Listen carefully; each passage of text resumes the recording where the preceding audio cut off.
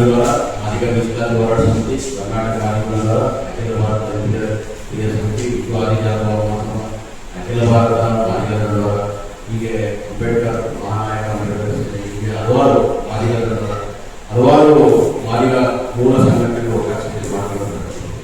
ಇವತ್ತು ನಾವು ಪ್ರಮುಖವಾಗಿ ಏನು ರಾಜ್ಯ ಸರ್ಕಾರ ಪರಿಶಿಷ್ಟ ಜಾತಿಗಳ ಒಳ ಮೀಸಲಾತಿಗೆ ಸಂಬಂಧಪಟ್ಟಂತೆ ದಿನಾಂಕ 27/5/2026 ಒಳ ಮೀಸಲಾತಿ ಆದೇಶವನ್ನು ಹೊರಡಿಸಿದೆ. ಅದು ಸಂಪೂರ್ಣವಾಗಿ ಅವೈಜ್ಞಾನಿಕವಾಗಿದೆ ಮತ್ತು ರೋಸ್ಟರ್ ಬಿಂದುಗಳಲ್ಲೂ ಕೂಡ ಮೋಸ ಮಾಡಿದೆ ಮತ್ತು ಬಾಳೆಗಾರಿಕೆಯ ಸಂಸ್ಕೃತಿಯನ್ನು ಮೆರೆದಿದೆ. ಆದ್ದರಿಂದ ಅದನ್ನು ನಾವು ರಾಜ್ಯ ಸರ್ಕಾರ ಮಾಡತಕ್ಕಂಥ ಸಂವಿಧಾನಬದ್ಧವಾಗಿಲ್ಲ. ನ್ಯಾಯಾಲಯದ ಎಲ್ಲ ಕೋರ್ಟ್ಗಳ ಮತ್ತು ಸುಪ್ರೀಂ ಕೋರ್ಟಿನ ಸಂವಿಧಾನದ ಉಲ್ಲಂಘನೆಯಾಗಿದೆ. ಅದನ್ನು ಕೂಡಲೇ ಒಳ ಮೀಸಲಾತಿ ಜಾರಿಯಲ್ಲಿ ಇದ್ದಂಗೆನೆ ಅದನ್ನು ನಿಯೋಜನೆಗಳನ್ನ ಸರಿಪಡಿಸಬೇಕು ಅಂತ ಒತ್ತಾಯ ಮಾಡಿ ಇವತ್ತು ನಾವು ಪತ್ರಿಕಾಗೋಷ್ಠಿಯನ್ನು ಮಾಡ್ತಾ ಇದ್ದೀವಿ. ಇವತ್ತು ಸಮಾವೇಶವನ್ನು ಮಾಡ್ತಾ ಇದ್ದೀವಿ. ಇದು ರಾಜಕೀಯ ಸಮಸ್ಯೆ. ಅಂದರೆ ರಾಜಕೀಯ ಯಾರು ಪ್ರಬಲ ಜಾತಿಗಳು ಸರ್ಕಾರದಲ್ಲಿದ್ದಾರೋ ಅವರು ಅವರ ಪ್ರಭಾವಕ್ಕೆ ಮಾಡಲು ಸರ್ಕಾರ ಈ ಒಳ ಮೀಸಲಾತಿ ವರ್ಗೀಕರಣ ಮಾಡಿದೆ. ಇದು ನ್ಯಾಯ ಸಮ್ಮತವಾದ ಬದ್ಧತೆಯಿಂದ ಕೂಡಿಲ್ಲ. ಆದ್ದರಿಂದ ನಾವು ಫ್ರೀಡಂ ಪಾರ್ಕ್ ಅಲ್ಲಿ ಪ್ರತಿಭಟನೆ ಮೂಲಕ 150 ಕ್ಷೇತ್ರಗಳಿಂದಲೇ ಹಿನ್ನೆಲೆ ವಿಧಾನಸಭಾ ಕ್ಷೇತ್ರಗಳಿದೆ, ಅಲ್ಲಿ ನಾವು ಮತಜಾಗೃತಿ ಅಭಿಯಾನವನ್ನು ಹಮ್ಮಿಕೊಳ್ಳೋದ್ರ ಮೂಲಕ ಸರ್ಕಾರವನ್ನು ಮನೆಗೆ ಕಳಿಸ್ತಕ್ಕಂಥ ಕೆಲಸವನ್ನು ಮಾಡಬೇಕು ಅಂತ ತೀರ್ಮಾನ ಮಾಡಿದ್ವಿ. ಅದಕ್ಕೋಸ್ಕರ ಈ ಒಂದು ಪತ್ರಿಕಾಗೋಷ್ಠಿಯನ್ನು ಕರೆದ್ವಿ. ಈಗ ಮುಂದಿನ ಗೋಷ್ಠಿಯನ್ನು ಸುಮಾರು 35 ವರ್ಷಗಳಿಂದ ಹೋರಾಟಗಳನ್ನು ಮಾಡಿಕೊಂಡು ಪ್ರತ್ಯೇಕ ಮೀಸಲಾತಿಗೋಸ್ಕರ ಹೋರಾಟ ಮಾಡುವ ವಿಚಾರವನ್ನು ಸರ್ಕಾರವನ್ನು ತೆಗೆದುಕೊಂಡಂತಹ ನಿರ್ಣಯಗಳು ಅವೈಜ್ಞಾನಿಕವಾಗಿ ಕಾಣಿಸ್ತಾ ಇದೆ. ಅದೇ ರೀತಿಯಾಗಿ ಅದರಲ್ಲಿ ರೋಸ್ಟರ್ ಪದ್ಧತಿಯನ್ನು ತಂದಿರೋದು ಬಹಳ ತಪ್ಪು. ರೋಸ್ಟರ್ ಪದ್ಧತಿ ಏನಿದ್ರು ಸಹ EAP ಸಿ ಅಂತ ತಾವೇ ಮಾಡಿ ಮತ್ತೆ ಅದರಲ್ಲಿ ಕಾನೂನು ಚೌಕಟ್ಟಲ್ಲಿ ಹಂಚಿಕೆ ಮಾಡುವಂತ ಉದ್ಯೋಗಗಳ ವಿಚಾರ ಆಗಲಿ ಬೇರೆ ಯಾವುದೇ ವಿಚಾರ ಆಗಲಿ ಅದನ್ನ ಒಂದು ಈಕ್ವಲಿ ಬಂದ್ಬಿಟ್ಟು ಸಾಮಾನ್ಯ ಹಂತದಲ್ಲಿ ಪರಿಗಣಿಸಿರೋದು ಕಾನೂನಿಗೆ ಸರಿಪಡುವುದಿಲ್ಲ. ಅದನ್ನ ತಿದ್ದಬೇಕು. ಮತ್ತೆ SCP ಮತ್ತು TSP ಹಣವನ್ನು ದುರ್ಬಳಕೆ ಮಾಡುವುದರಲ್ಲೂ ಅದರ ವಿಚಾರವಾಗಿ ನಾವು ಒಂದು 27ನೇ ತಾರೀಕು ಬೃಹತ್ ಚಳವಳಿಯನ್ನು ಮಾಡುವ ಮೂಲಕ ಸರ್ಕಾರಕ್ಕೆ ಒಂದು ಎಚ್ಚರಿಕೆಯನ್ನು ಕೊಡ್ತಾ ಇದ್ದೀವಿ. ಸರ್ಕಾರ ಏನೇ ಮಾಡಲು ಸಹ ಸಮಾನವಾದ ರೀತಿಯಲ್ಲಿ ಮಾಡಬೇಕು. ಒಬ್ಬರಿಗೊಬ್ಬರು ಮಾಡಕ್ಕೆ ಹೋಗಬೇಡಿ. ಯಾಕಂದ್ರೆ ಈಗಾಗಲೇ ನಮ್ಮ ಹಿರಿಯ ಹೋರಾಟಗಾರರು ಬಹಳ ಅಚ್ಚುಕಟ್ಟಾಗಿ ಕರಪತ್ರಗಳನ್ನು ಮಾಡಿದ್ದಾರೆ. ಅದೇ ರೀತಿಯಾಗಿ ನಮಗೆ ಆಗಿರುವ ಅನ್ಯಾಯಗಳನ್ನು ಸರ್ಕಾರಕ್ಕೆ ಕೊಡ್ತಾ ಇದ್ದೀವಿ. ಸರ್ಕಾರ ಅದನ್ನ ಗಣನೆಗೆ ತೆಗೆದುಕೊಂಡು ಸಂಬಂಧಪಟ್ಟಂತ ನೀವೇ ಆಯೋಜನೆ ಮಾಡತಕ್ಕಂಥ ಕೆಲವು ಸಲಹೆಗಾರರಿದ್ದಾರೆ. ಸಲಹೆಗಾರರ ಸಮ್ಮುಖದಲ್ಲಿ ಮತ್ತು ಈಗಿರುವಂತಹ ಸಮಾಜ ಕಲ್ಯಾಣ ಪ್ರಧಾನ ಕಾರ್ಯದರ್ಶಿಗಳು ಮತ್ತು ಆಯುಕ್ತರವರ ಸಮ್ಮುಖದಲ್ಲಿ ಮತ್ತು ಲೀಗಲ್ ಅಡ್ವೈಸರ್ಸ್ ಯಾರಿದ್ದಾರೆ ಅವರೆಲ್ಲವನ್ನು ಒಗ್ಗೂಡಿಸಿಕೊಂಡು ಪ್ರತಿಯೊಂದು ನಮ್ಮ ಒಂದು ಮಾದಿಗ ಸಮುದಾಯದ ಒಂದು ಒಕ್ಕೂಟದ ಒಂದು ಪದಾಧಿಕಾರಿಗಳ ಸಮ್ಮುಖದಲ್ಲಿ ಒಂದು ಕಮಿಟಿ ಮಾಡಿ ಕಮಿಟಿಯಲ್ಲಿ ಕೊಟ್ಟಂತ ಕೆಲವು ನಮ್ಮ ಒಂದು ಹೇಳಿಕೆಗಳನ್ನು ನೀವು ಪರಿಗಣಿಸಿ ಆಮೇಲೆ ಒಂದು ಒಳ್ಳೆಯ ಒಂದು ಆದೇಶವನ್ನು ಮಾಡಬೇಕಂತ ಹೇಳಿ ಇವತ್ತು ಪತ್ರಿಕೋದ್ಯಮ ಮೂಲಕ ನಾವು ವಿಚಾರ ಹೇಳ್ತಾ ಇದ್ದೀವಿ. ಮಾದಿಗ ಸಮಾಜ ಎಲ್ಲಾ ಸಂಘಟನೆ ಒಕ್ಕೂಟದಿಂದ ಹಲವಾರು ಹೋರಾಟಗಳನ್ನು ಮಾಡ್ತಾ ಬಂದಿವಿ. ಇದರಲ್ಲಿ ತಾವು ಕಂಡಂತೆ ಈ ಸ್ವತಂತ್ರಕ್ಕಾಗಿ ನಾವು ಹೋರಾಟ ಮಾಡಿದಾಗ ಪ್ರಾಣ ಬಲಿದಾನಗಳನ್ನು ಆಗುವಲ್ಲ. ಆ ರೀತಿ ನಮ್ಮ ಒಳ ಮೀಸಲಾತಿ ಆಗಬೇಕಾದ್ರೆ ಎಷ್ಟೋ ಹೋರಾಟಗಾರರು ತಮ್ಮ ಪ್ರಾಣ ಬಲಿದಾನಗಳನ್ನ ವೀರವಾಗಿರ್ತಕ್ಕಂಥ ಸಂದೇಶಗಳಿವೆ. ಗುಹೆಯಲ್ಲಿ 7-8 ಮಂದಿ ಬರುವಾಗ ಅದು ಎಲ್ಲಾ ಸಮುದಾಯ ಮಾದಿಗ ಸಮಾಜ ಇತಿಹಾಸಗಳು ನಮಗೆ ಬೆಂಬಲಿಸಿರ್ತಕ್ಕಂಥವ್ರು ಕೂಡ ಆ ಒಂದು ಹೋರಾಟದಲ್ಲಿ ಪ್ರಾಣವನ್ನು ತೆಗೆದುಕೊಂಡಿದ್ದಾರೆ. ಅದೇ ಒಂದು ಬೆಳಗಾವಿಯಲ್ಲಿ ಹಲವಾರು ಹೋರಾಟ ಮಾಡಿದಾಗ ಲಾಠಿ ಚಾರ್ಜ್ ಒಂದು ಅಂಗವಿಕಲರಾಗಿ ತಮ್ಮ ಜೀವನ ಸಮಾಜಕ್ಕೆ ಮುಡುಪಿಟ್ಟು ಜೀವನ ಕಳ್ಕೊಂಡಿರ್ತಕ್ಕಂಥವ್ರೆ. ನಾನು ಕಾಂಗ್ರೆಸ್ ಸರ್ಕಾರ ಕೇಳೋದಿಷ್ಟೇ, ಹೇಗೆ ಇವತ್ತು ರಾಜಕೀಯ ಉನ್ನತ ಸ್ಥಾನ ಉದ್ಯೋಗಗಳಲ್ಲಿ ಬಂದ್ರೆ ಸಮಾಜದ ಏಳಿಗೆಗಾಗಿ ಪರಿವರ್ತನೆಗಾಗಿ ಕೆಲಸ ಮಾಡಬೇಕಿನ ಒಳ ಮೀಸಲಾತಿಯ ಒಳ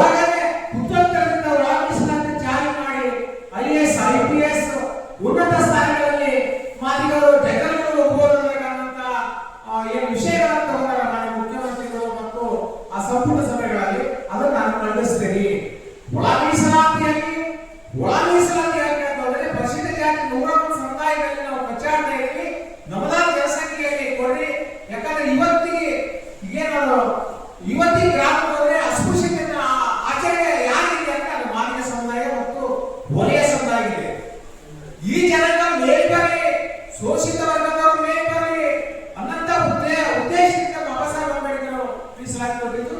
ಮತ್ತು ಇದರಲ್ಲಿ 1976 ಹಲವಾರು ಸಮಾಜಗಳನ್ನ ಕಾಂಗ್ರೆಸ್ ಪಕ್ಷ ಕುತಂತ್ರದಿಂದ ಮಾಡಿ ತುಳೆ ಹೋಗ್ಬೇಕನ್ನೋ ಉದ್ದೇಶದಿಂದ ಜಾತಿಗಳನ್ನ ಇದರಲ್ಲಿ ಹೊಸಿದ್ರು. ಅದನ್ನ ನಾವು ತೆಗೆದ ನಾವು ಹೇಳ್ತಾ ಇಲ್ಲ. ಮೀಸಲಾತಿ ಕೊಡ್ತೇ ಅಲ್ಲ, ಕೊಟ್ಟಿದ್ದು 6%. ಯಾವುದೇ ಆಯೋಗ ಅಧ್ಯಕ್ಷರು ಕೊಟ್ಟಿದ್ದು 6% ಮಾಲಿನ್ಯ ಸಮುದಾಯ ಕೊಟ್ಟಿದ್ರೆ 6% 75% ಮಾಲಿನ್ಯರಿಗೆ ಮೋಸ ಮಾಡುತ್ತೆ. ಸಂಪೂರ್ಣ ಸಭೆಯಲ್ಲಿ ನಿರ್ಣಯ ಮಾಡ್ತಾರೆ. ಸಂಪೂರ್ಣ ಸಭೆಯಲ್ಲಿ ನಿರ್ಣಯಗಳನ್ನು ಮಾಡಬೇಕಾದ್ರೆ 16 ವರ್ಷ 20 ವರ್ಷ 25 ವರ್ಷ ಆಯೋಗಗಳನ್ನು ರಚನೆ ಮಾಡಿ ಅದರ ವರದಿಗಳನ್ನು ಯಾಕೆ ತಗೊಂಡ್ರಿ? ಈ ನಾಟಕ ಬರ್ತಕ್ಕಂಥ ಈ ಸಮಾಜಕ್ಕೆ ತೋರಿಸತಕ್ಕಂಥ ನಿಮ್ಮ ಕೆಲಸ ಗೊತ್ತಾಗ್ತದೆ. ಯಾಕೆ ಆ ರೀತಿ ಮಾಡ್ತೀರಿ? ನ್ಯಾಯವಾದ ನಿಮ್ಮಲ್ಲಿ ಅವತ್ತೇ ನಮ್ಮ ಹೋರಾಟಗಳನ್ನ ಲಕ್ಷ ಲಕ್ಷ ಜನ ಸೇರಿ ಹೋರಾಟ ಮಾಡಿದಂಥ ಸಂದರ್ಭದಲ್ಲಿ ನ್ಯಾಯವಾದ ರೀತಿ ಮಾಡಿ ಮುಖ್ಯಮಂತ್ರಿಗಳು ಅದು 2026ರಂದು ಫ್ರೀಡಂ ಪಾರ್ಕ್ನಲ್ಲಿ ಬೆಳಿಗ್ಗೆ 10 ಗಂಟೆಗೆ ಬೃಹತ್ ಪ್ರತಿಭಟನಾ ಸಮಾವೇಶವನ್ನು ಹಮ್ಮಿಕೊಂಡಿದೆ. ಈ ಬೃಹತ್ ಪ್ರತಿಭಟನಾ ಸಮಾವೇಶ ತುಂಬಾ ಐತಿಹಾಸಿಕ ಕಾರ್ಯಕ್ರಮ.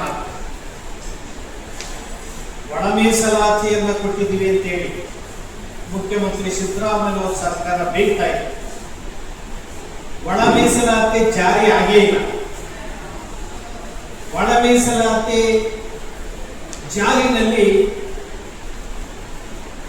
ಸುಪ್ರೀಂ ಕೋರ್ಟ್ನ ಆದೇಶದ ಉಲ್ಲಂಘನೆ ಮತ್ತು ಅಸಂವಿಧಾನಿಕ ಮತ್ತು ಸಂವಿಧಾನ ಬಾಹಿರ ಹಾಗೂ ಅವೈಜ್ಞಾನಿಕ ಒಳ ಮೀಸಲಾತಿಯನ್ನ ಜಾರಿ ಮಾಡಿ ಭವಿಷ್ಯದಲ್ಲಿ ಕಾನೂನು ತೊಡಕನ್ನು ಉಂಟು ಮಾಡಿ ಒಳ ಮೀಸಲಾತಿಯನ್ನ ಜಾರಿ ಮಾಡಿದ್ದೀವಿ ಅಂತ ಹೇಳಿ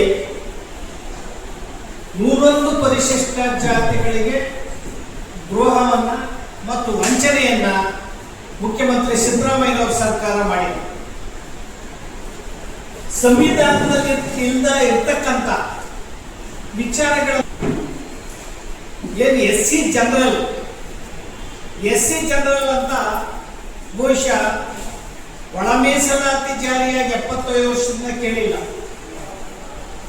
ಎಸ್ಸಿನಲ್ಲಿ ಜನರಲ್ ಅಂತ ಮಾಡುವಂತಹ ಏಕೈಕ ಸರ್ಕಾರ ಅಂದ್ರೆ ಮುಖ್ಯಮಂತ್ರಿ ಸಿದ್ದರಾಮಯ್ಯ ಅವರ ಸರ್ಕಾರ.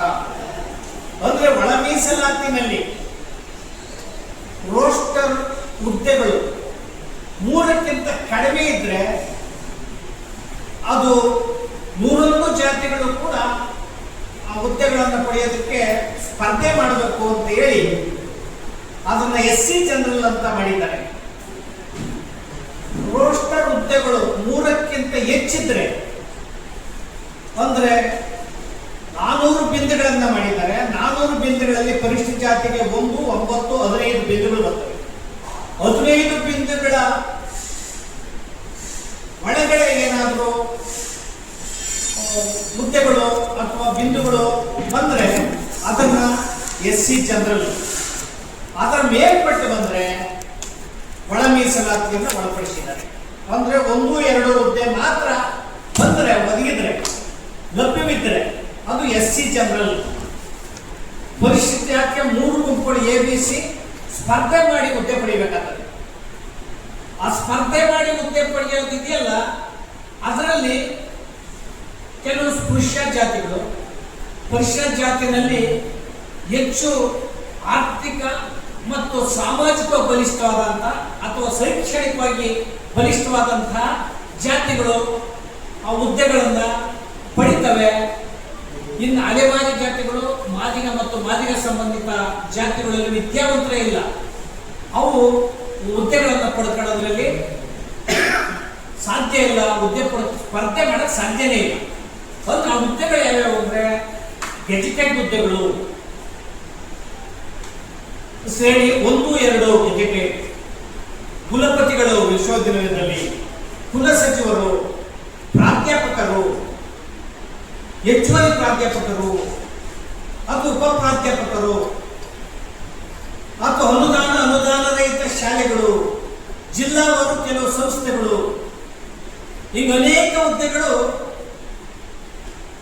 1, 2 ಹುದ್ದೆಗಳು ಬಂದ್ರೆ 3 ಎಸ್ ಸಿ ಜನರಲ್ ಅಂತ ಹೇಳಿ ಸರ್ಕಾರ ಮಾಡಿ 101 ಜಾತಿಗಳು ಸ್ಪರ್ಧೆ ಮಾಡಿದ್ದೀರಿ ಅಂತ ಹೇಳಿ ಈ ಒಳ ಮೀಸಲಾತಿ ವರ್ಗೀಕರಣ ಮಾಡಿದ್ದೀವಿ ಅಂತ ಒಂದು ದೊಡ್ಡ ಸುದ್ದಿಯನ್ನ ಕಂಡಿದೆ.